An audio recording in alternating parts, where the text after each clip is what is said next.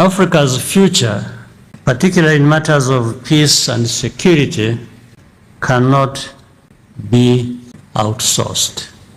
For far too long, our security has been treated as a burden to be managed by others, with minimal input from us and often without the benefit of our context or consent. This approach has failed to deliver both for Africa and for the world.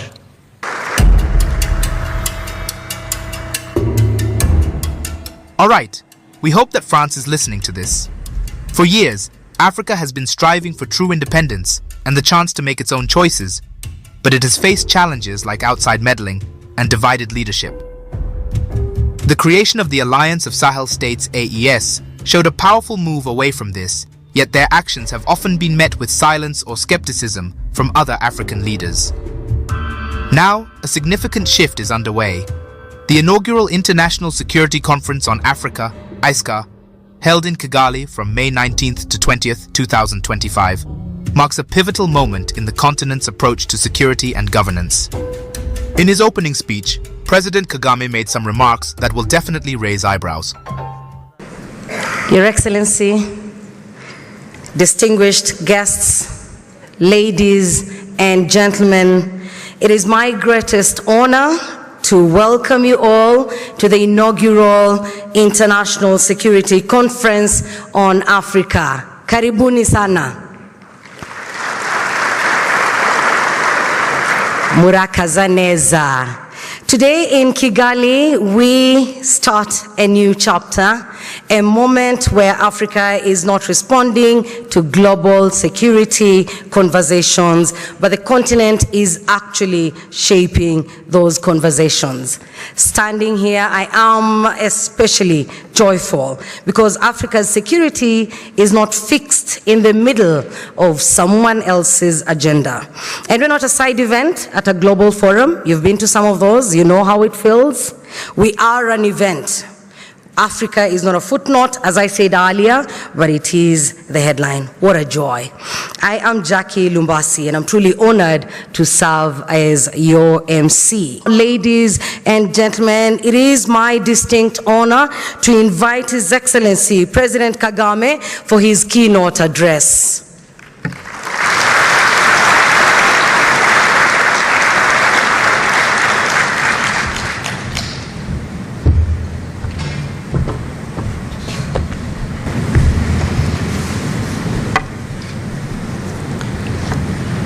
Excellency Musa Faki Mahamat, former chairperson of the African Union Commission and the chairperson of ISCA Advisory Council, Ambassador Frank Mushokamanzi, Executive Secretary. Let me start by welcoming you all to Kigali. I want to thank the organizers who made this conference possible, and each of you for coming here to share and contribute in all this. This forum is not only timely, it is long overdue. Africa's future, particularly in matters of peace and security, cannot be outsourced. For far too long, our security has been treated as a burden to be managed by others, with minimal input from us and often without the benefit of our context or consent. This approach has failed to deliver both for Africa and for the world. What begins here is more than a conference. It is a deliberate effort to change both the narrative and the substance of how Africa engages with the global security debates.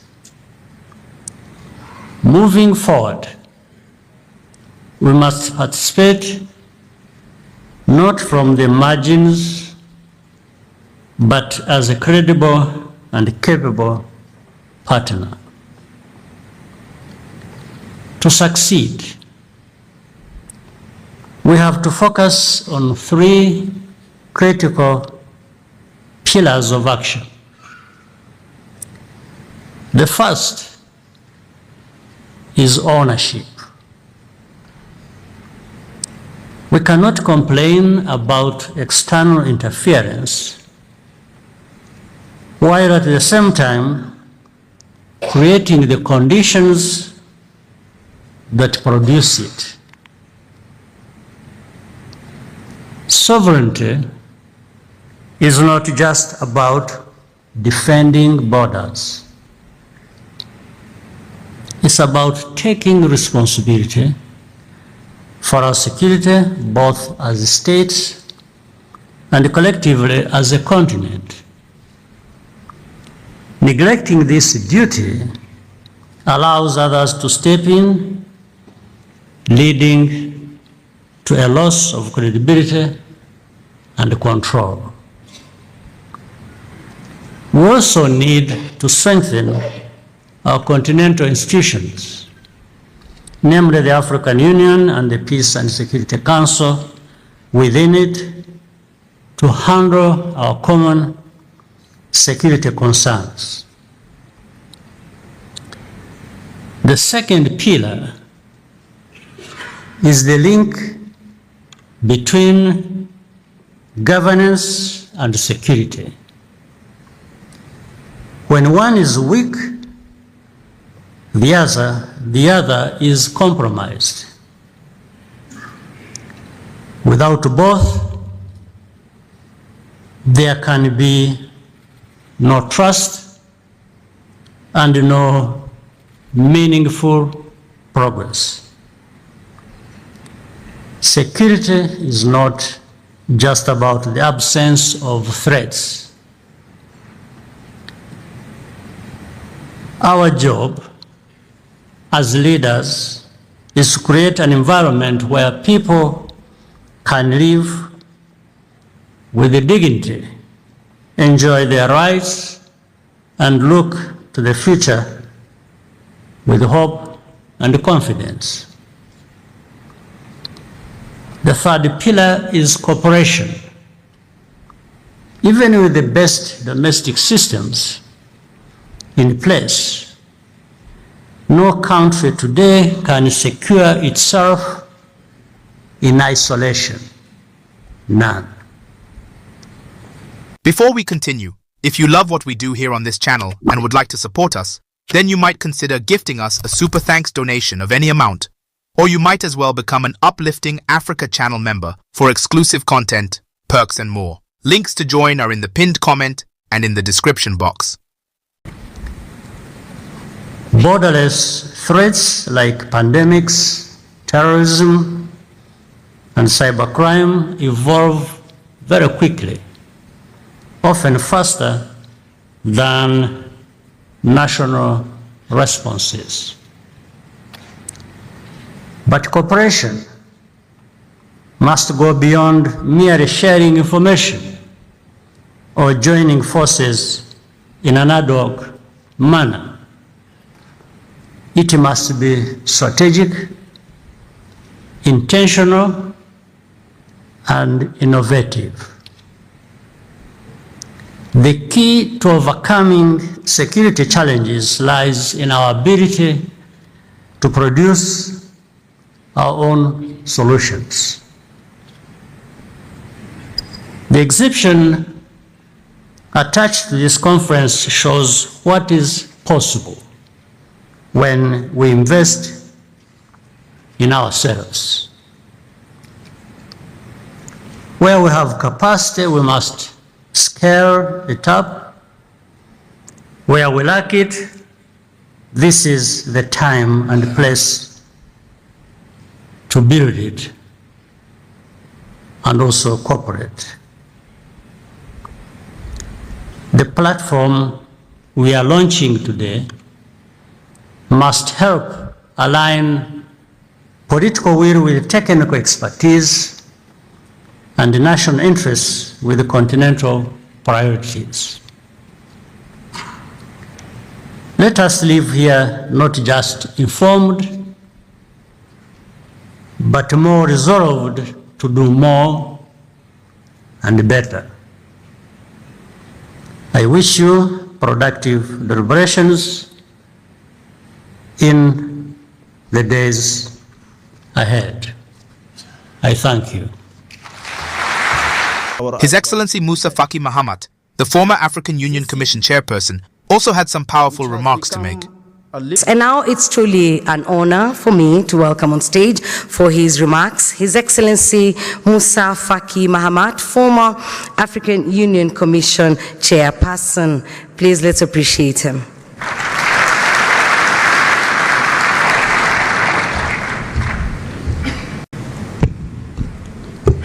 Your Excellency President Paul Kagame, President of the Republic of Rwanda, distinguished participants, ladies and gentlemen, I extend to you my warmest greetings.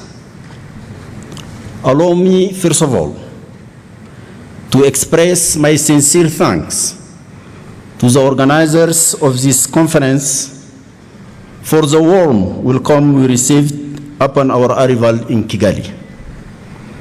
This city, which has become a living symbol of resilience and renewal on our continent, provides a most fitting setting to inaugurate a new dynamic, long awaited and essential for Africa.